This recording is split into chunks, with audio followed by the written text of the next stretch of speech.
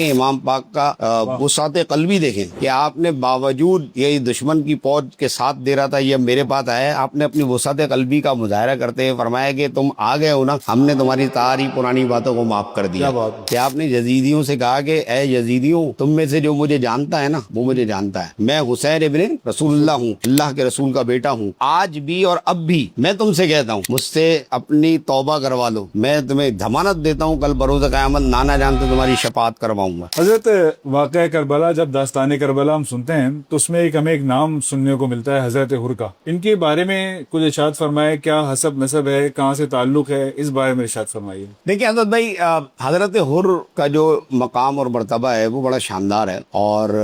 آپ کا جو کردار ہے وہ قیامت تک کے آنے والے مسلمانوں کے لیے ایک رہنما اصول ہے، اور اس میں جو ایک بنیادی بات ہمیں سمجھ میں آتی ہے وہ یہ ہے کہ جناب حر نے اپنی زندگی کے عمل سے ہم لوگوں کو یہ پیغام دیا کہ انسان غلطی کا پتلا ہے، اگر اس سے کوئی غلطی ہو جاتی ہے، کوئی کوتاہی ہو جاتی ہے، کمی بیشی ہو جاتی ہے، تو اس کی زندگی کے اندر وہ اگر اس غلطی کا سدھار کرنا چاہے تو اس کے لیے حضرت حر کی زندگی ہمارے لیے رہنما اصول ہے۔ کہ آپ حضرت حر جو ہیں وہ یزیدی لشکر میں، لیکن جب انہیں یہ احساس ہو گیا اور یقین کامل ہو گیا کہ نہیں، امام عالی مقام جو ہے وہ حق پر ہیں اور مجھے ان کا ساتھ دینا چاہیے، تو وہ کہنا چاہیے کہ گروہ جہنمیوں سے نکل کر، اصحاب جہنمیوں سے نکل کے اصحاب جنت والوں میں آگے شامل ہو گئے، اور قرآن کریم کی اصطلاح میں کہتے ہیں کہ اصحاب الشمال سے نکل کے اصحاب الیمین میں آ گئے۔ تو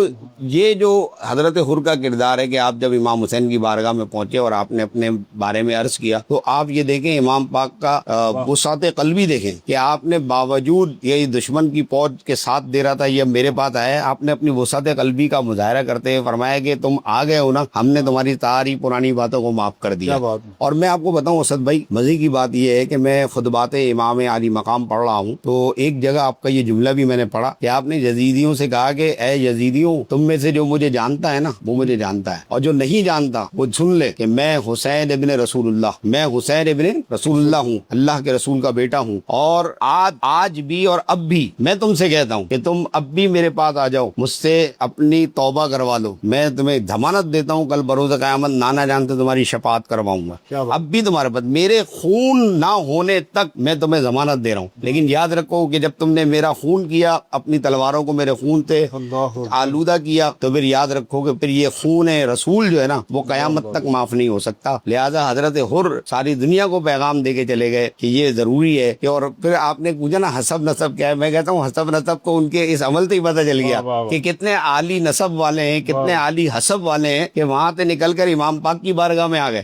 جو اہل بیت سے محبت کرتا ہے، جو اہل بیت کے لیے قربانی دیتا ہے، جو اہل بیت کے لیے بات کرتا ہے، اس سے زیادہ عالی نسب کون ہو سکتا ہے؟ اس سے زیادہ عالی حسب کون ہو سکتا ہے؟ ہمیں اس کا حسب نسب دیکھنے کی ضرورت نہیں ہے، ہمیں تو بس یہ دیکھنا ہے کہ یہی وہ عالی نسب لوگ ہیں کہ جنہوں نے امام پاک کے اس کڑے وقت میں، جو کہ ایک کڑا امتحان تھا اور ایسا ہونا تھا، تقدیر میں لکھا ہوا تھا، اور حضرت حر نے اپنے عمل سے ثابت کر لیا۔ آج بھی میں اپنے ناظرین کو، نوجوان بچوں کو یہ پیغام دیتا ہوں کہ حضرت حر کی زندگی کا مطالعہ کریں، امام حسین اور امام پاک کی حیات مبارکہ کا مطالعہ کریں، امام پاک کی زندگی کو دیکھیں۔ یہ محرم کے ان دنوں میں، آج کل اتفاق سے چھٹیاں بھی ہیں،